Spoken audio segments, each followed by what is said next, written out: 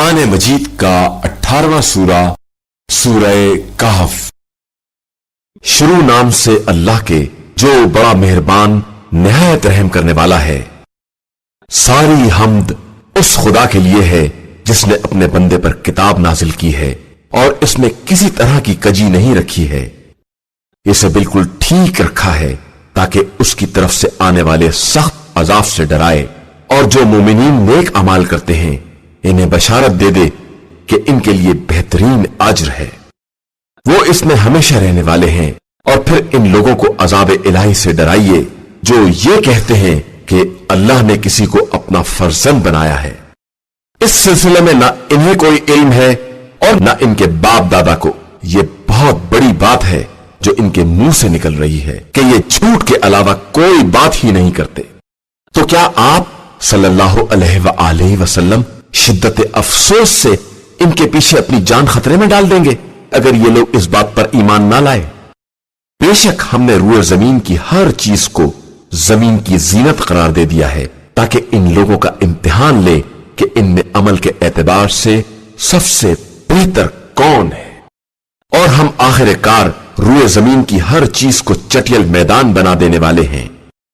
क्या तुम्हारा ख्याल यह है कि काफ और रकीम वाले हमारी निशानियों में से कोई ताज्जुब खेज निशानी थे?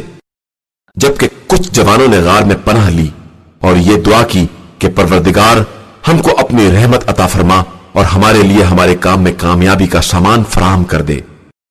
तो हमने गार में इनके कानों पर चंद बरसों के लिए पर्दे डाल दिए।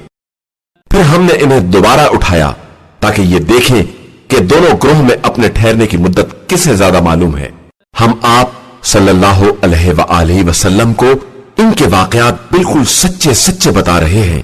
ये चंद जवान थे जो अपने परवरदिगार पर ईमान लाए थे और हमने इनकी हिदायत में इजाफा कर दिया था और इनके दिलों को मुतमईन कर दिया था उस वक्त जब ये सब ये कहकर उठे कि हमारा परवरदिगार आसमानों और जमीन का मालिक है। हम उसके अलावा किसी खुदा को ना पुकारेंगे कि इस तरह हम बेअकली की बात के कायल हो जाएंगे। ये हमारी कौम है जिसने खुदा को छोड़कर दूसरे खुदा इख्तियार कर लिए हैं। आखिर ये लोग इन खुदाओं के लिए कोई वाज़ेह दलील क्यों नहीं लाते? फिर उससे ज्यादा जालिम कौन है जो परवरदिगार पर इफ्तरा करे और उसके खिलाफ इल्जाम लगाए? और जब तुमने इनसे और खुदा के अलावा इनके तमाम माबूदों से अलहदगी इख्तियार कर ली है तो अब गार में पनाह ले लो। तुम्हारा परवरदिगार तुम्हारे लिए अपनी रहमत का दामन फैला देगा और अपने हुक्म से आसानियों का सामान फराहम कर देगा। और तुम देखोगे कि आफताब जब तुलू करता है तो इनके गार से दाहिनी तरफ कतरा कर निकल जाता है और जब डूबता है तो बाएं तरफ झुक कर निकल जाता है और वो वसी मकाम पर आराम कर रहे हैं। ये अल्लाह की निशानियों में से एक निशानी है। जिसको खुदा हिदायत दे दे वही हिदायत याफ्ता है और जिसको वो गुमराही में छोड़ दे उसके लिए कोई रहनुमा और सरपरस्त ना पाओगे। और तुम्हारा ख्याल है कि वो जाग रहे हैं हालांकि वो आलम ख्वाब में हैं और हम इन्हें दाहिने बाएं करवट भी बदलवा रहे हैं और इनका कुत्ता डेवड़ी पर दोनों हाथ फैलाए डटा हुआ है। अगर तुम इनकी कैफियत पर मुत्तला हो जाते तो उल्टे पांव भाग निकलते और तुम्हारे दिल में दहशत समा जाती। और इसी तरह हमने इन्हें दोबारा जिंदा किया ताकि आपस में एक दूसरे से सवाल करें। तो एक ने कहा कि तुमने कितनी मुद्दत तवक्कुफ किया है? तो सबने कहा कि एक दिन या इसका एक हिस्सा। इन लोगों ने कहा कि तुम्हारा परवरदिगार इस मुद्दत से बेहतर बाखबर है। अब तुम अपने सिक्के देकर किसी को शहर की तरफ भेजो, वो देखे कि कौन सा खाना बेहतर है और फिर तुम्हारे लिए रिस्क का सामान फराहम करे और वो आहिस्ता जाए और किसी को तुम्हारे बारे में खबर ना होने पाए। ये अगर तुम्हारे बारे में बाखबर हो गए तो तुम्हें संसार कर देंगे या तुम्हें भी अपने मजहब की तरफ पलटा लेंगे और इस तरह तुम कभी निजात ना पा सकोगे। और इस तरह हमने कौम को इनके हालात पर मुत्तला कर दिया ताकि इन्हें मालूम हो जाए कि अल्लाह का वादा सच्चा है और कयामत में किसी तरह का शुबा नहीं है। जब ये लोग आपस में इनके बारे में झगड़ा कर रहे थे और ये तय कर रहे थे कि इनके गार पर एक इमारत बना दी जाए, खुदा इनके बारे में बेहतर जानता है। और जो लोग दूसरों की राय पर गालिब आए उन्होंने कहा कि हम इन पर मस्जिद बनाएंगे। अनकरीब ये लोग कहेंगे कि वो 3 थे और चौथा इनका कुत्ता था और बास कहेंगे कि 5 थे और छठा इनका कुत्ता था और ये सब सिर्फ गैबी अंदाजे होंगे। और बास तो ये भी कहेंगे कि वो 7 थे और 8वां इनका कुत्ता था।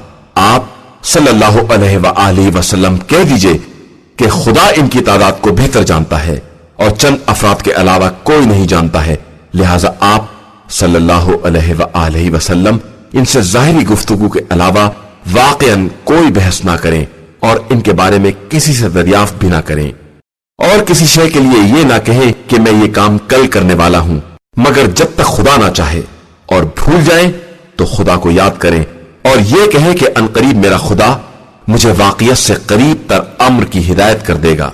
और ये लोग अपने गार में 300 बरस रहे और इस पर 9 दिन का इजाफा भी हो गया। आप सल्लल्लाहु अलैहि वसल्लम कह दीजिए कि अल्लाह इनकी मुद्दत क़याम से ज्यादा बाखबर है, उसी के लिए आसमान और जमीन का सारा गैब है, और उसकी समात और बसारत का क्या कहना, उन लोगों के लिए उसके अलावा कोई सरपरस्त नहीं है और ना वो किसी को अपने हुक्म में शरीक करता है। और जो कुछ किताब परवरदिगार से वही के जरिए आप सल्लल्लाहु अलैहि वसल्लम तक पहुंचाया गया है, आप सल्लल्लाहु अलैहि वसल्लम इसी की तिलावत करें कि कोई उसके कलेमात को बदलने वाला नहीं है और उसको छोड़कर कोई दूसरा ठिकाना भी नहीं है।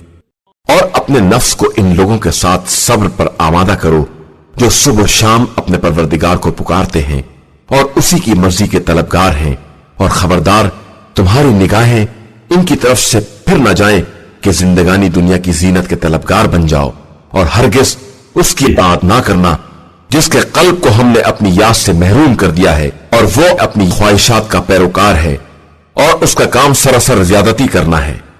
और कह दो कि हक तुम्हारे परवरदिगार की तरफ से है, अब जिसका जी चाहे ईमान ले आए और जिसका जी चाहे काफिर हो जाए। हमने यकीनन काफिरीन के लिए उस आग का इंतजाम कर दिया है जिसके पर्दे चारों तरफ से घेरे होंगे, और वो फरियाद भी करेंगे तो पिघले हुए तांबे की तरह के खौलते हुए पानी से इनकी फरियाद रसी की जाएगी जो चेहरों को भून डालेगा। यह बदतरीन मशरूब है और जहन्नुम बदतरीन ठिकाना है। यकीनन जो लोग ईमान ले आए और उन्होंने नेक अमाल किए, हम इन लोगों के अज्र को जाया नहीं करते हैं जो अच्छे अमाल अंजाम देते हैं।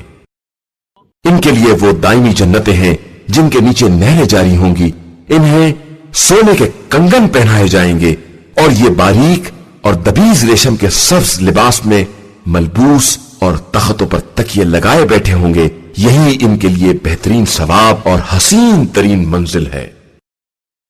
और इन कुफार के लिए इन 2 इंसानों की मिसाल बयान कर दीजिए जिनमें से एक के लिए हमने अंगूर के 2 बाग करार दिए और इन्हें खजूरों से घेर दिया और इनके दरमियान ज़राअत भी करार दे दी। फिर दोनों बागात ने खूब फल दिए और किसी तरह की कमी नहीं की, और हमने इनके दरमियान नहर भी जारी कर दी। और इसके पास फल भी थे तो इसने अपने गरीब साथी से बात करते हुए कहा कि मैं तुमसे माल के एतबार से बड़ा हुआ हूं और अफराद के एतबार से भी ज्यादा बाइज्जत हूं। वो इसी आलम में कि अपने नफ्स पर जुल्म कर रहा था अपने बाग में दाखिल हुआ और कहने लगा कि मैं तो ख्याल नहीं करता हूं कि यह कभी तबाह भी हो सकता है, और मेरा गुमान भी नहीं है कि कभी कयामत कायम होगी, और फिर अगर मैं परवरदिगार की बारगाह में वापस भी गया तो इससे बेहतर मंजिल हासिल कर लूंगा। इसके साथी ने गुफ्तगू करते हुए कहा कि तूने उसका इनकार किया है जिसने तुझे खाक से पैदा किया है, फिर नुत्फे से गुजारा है और फिर एक बाकायदा इंसान बना दिया है। लेकिन मेरा ईमान यह है कि अल्लाह मेरा रब है और मैं किसी को उसका शरीक नहीं बना सकता हूं। और ऐसा क्यों ना हुआ कि जब तू अपने बाग में दाखिल होता तो कहता माशा अल्लाह, उसके अलावा किसी के पास कोई कुव्वत नहीं है।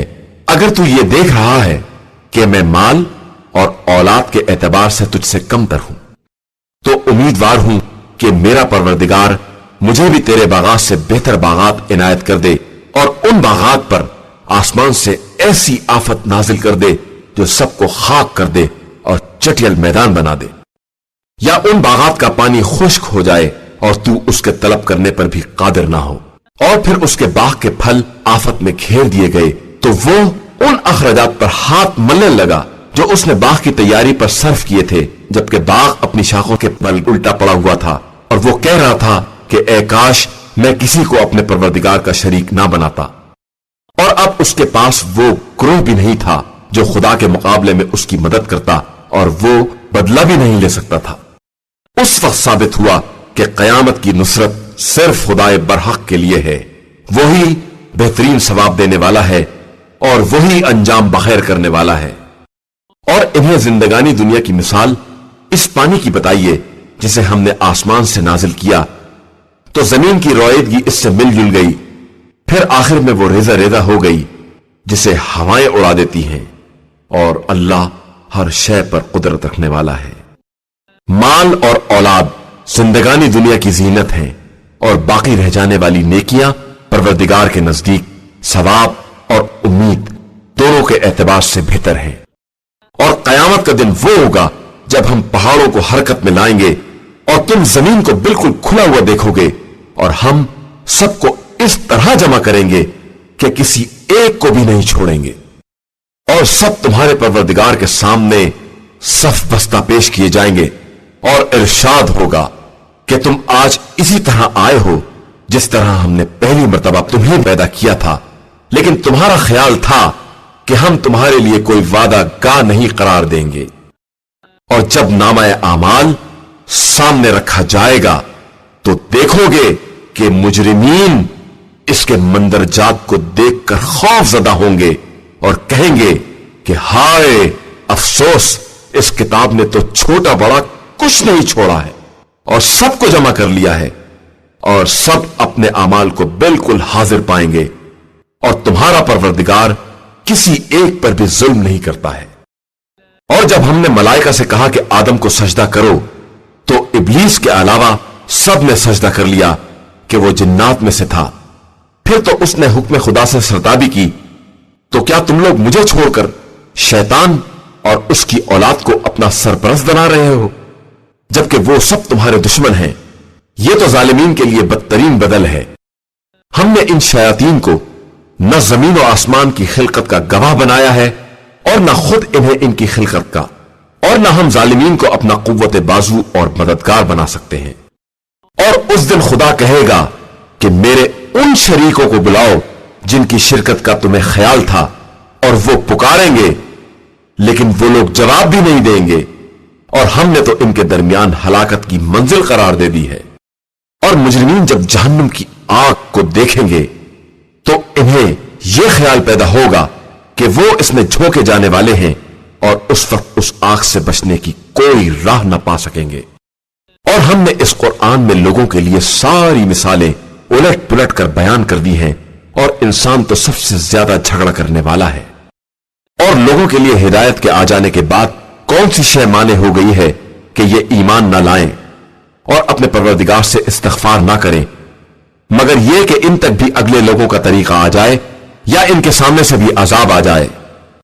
اور ہم تو رسولوں کو صرف بشارت دینے والا اور عذاب سے ڈرانے والا بنا کر بھیجتے ہیں، اور کفار باطل کے ذریعے جھگڑا کرتے ہیں کہ اس کے ذریعے حق کو برباد کر دیں، اور انہوں نے ہماری نشانیوں کو اور جس بات سے ڈرائے گئے تھے سب کو ایک مذاق بنا لیا ہے۔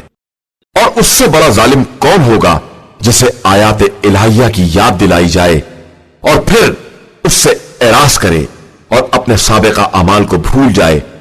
ہم نے ان کے دلوں پر پردے ڈال دیے ہیں کہ یہ حق کو سمجھ سکیں، اور ان کے کانوں میں بہرا پن ہے، اور اگر آپ صلی اللہ علیہ وآلہ وسلم انہیں ہدایت کی طرف بلائیں گے بھی تو یہ ہرگز ہدایت حاصل نہ کریں گے۔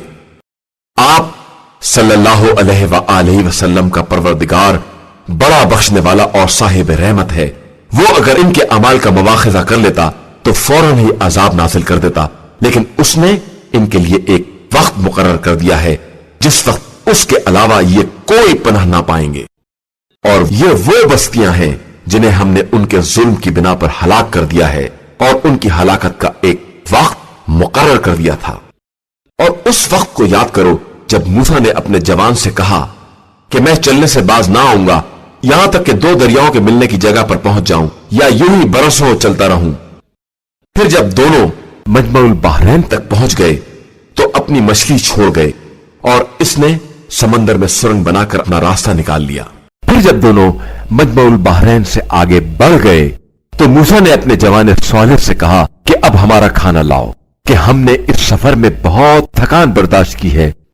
اس جوان نے کہا کہ کیا آپ نے یہ دیکھا ہے کہ جب ہم پتھر کے پاس ٹھہرے تھے تو میں نے مچھلی وہیں چھوڑ دی تھی اور شیطان نے اس کے ذکر کرنے سے بھی غافل کر دیا تھا اور اس نے دریا میں عجیب طرح سے راستہ بنا لیا تھا۔ موسیٰ نے کہا کہ بس وہی جگہ ہے جسے ہم تلاش کر رہے تھے۔ پھر دونوں نشانے قدم دیکھتے ہوئے الٹے پاؤں واپس ہوئے تو اس جگہ پر ہمارے بندوں میں سے ایک ایسے بندے کو پایا جسے ہم نے اپنی طرف سے رحمت عطا کی تھی اور اپنے علم خاص میں سے ایک خاص علم کی تعلیم دی تھی۔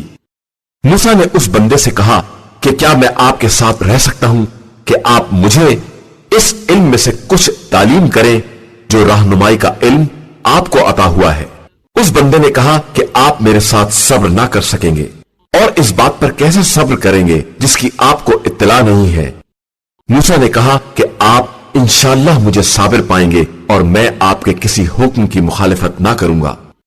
اس بندے نے کہا کہ اگر آپ کو میرے ساتھ رہنا ہے تو بس کسی بات کے بارے میں اس وقت تک سوال نہ کریں جب تک میں خود اس کا ذکر نہ شروع کر دوں۔ بس دونوں چلے یہاں تک کہ جب کشتی میں سوار ہوئے تو اس بندے خدا نے اس میں سوراخ کر دیا۔ موسیٰ نے کہا کہ کیا آپ نے اس لیے سوراخ کیا ہے کہ سواریوں کو ڈبو دیں؟ یہ تو بڑی عجیب و غریب بات ہے۔ اس بندے خدا نے کہا کہ میں نے نہ کہا تھا کہ آپ میرے ساتھ صبر نہ کر سکیں گے۔ موسیٰ نے کہا کہ خیر جو فروگزاشت ہو گئی اس کا مواخذہ نہ کریں اور معاملات میں اتنی سختی سے کام نہ لیں۔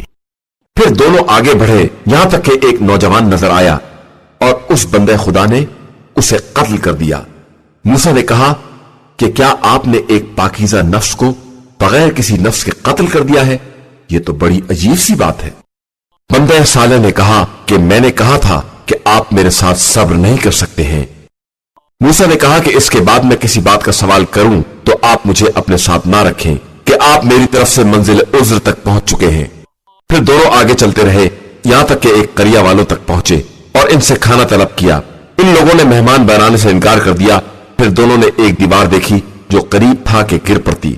بندہ صالح نے اسے سیدھا کر دیا تو موسیٰ نے کہا کہ آپ چاہتے تو اس کی اجرت لے سکتے تھے۔ بندہ صالح نے کہا کہ یہ میرے اور تمہارے درمیان جدائی کا موقع ہے۔ ان قریب میں تمہیں ان تمام باتوں کی تعویل بتا دوں گا جن پر تم صبر نہیں کر سکے۔ یہ کشتی چند مساکین کی تھی جو سمندر میں بار برداری کا کام کرتے تھے۔ میں نے چاہا کہ اسے عیبدار بنا دوں کہ ان کے پیچھے ایک بادشاہ تھا جو ہر کشتی کو غصب کر لیا کرتا تھا، اور یہ بچہ اس کے ماں باپ مومن تھے اور مجھے خوف معلوم ہوا کہ یہ بڑا ہو کر اپنی سرکشی اور کفر کی بنا پر ان پر سختیاں کرے گا۔ تو میں نے چاہا کہ ان کا پروردگار انہیں اس کے بدلے ایسا فرزند دے دے جو پاکیزگی میں اس سے بہتر ہو اور صلہ رحم میں بھی۔ اور یہ دیوار شہر کے 2 یتیم بچوں کی تھی اور اس کے نیچے ان کا خزانہ دفن تھا اور ان کا باپ ایک نیک بندہ تھا۔ تو آپ کے پروردگار نے چاہا کہ یہ دونوں طاقت و توانائی کی عمر تک پہنچ جائیں اور اپنے خزانے کو نکال لیں۔ یہ سب آپ کے پروردگار کی رحمت ہے اور میں نے اپنی طرف سے کچھ نہیں کیا ہے، اور یہ ان باتوں کی تعبیل ہے جن پر آپ صبر نہیں کر سکے ہیں۔ اور اے پیغمبر، یہ لوگ آپ سے ذوالقرنین کے بارے میں سوال کرتے ہیں تو آپ کہہ دیجئے کہ میں عنقریب تمہارے سامنے ان کا تذکرہ پڑھ کر سنا دوں گا۔ ہم نے ان کو زمین میں اقتدار دیا اور ہر شے کا ساز و سامان عطا کر دیا۔ پھر انہوں نے ان وسائل کو استعمال کیا یہاں تک کہ جب وہ غروب آفتاب کی منزل تک پہنچے تو دیکھا کہ وہ ایک کالی کیچڑ والے چشمے میں ڈوب رہا ہے، اور اس چشمے کے پاس ایک قوم کو پایا۔ تو ہم نے کہا کہ تمہیں اختیار ہے، چاہے ان پر عذاب کرو یا ان کے درمیان حسن سلوک کی روش اختیار کرو۔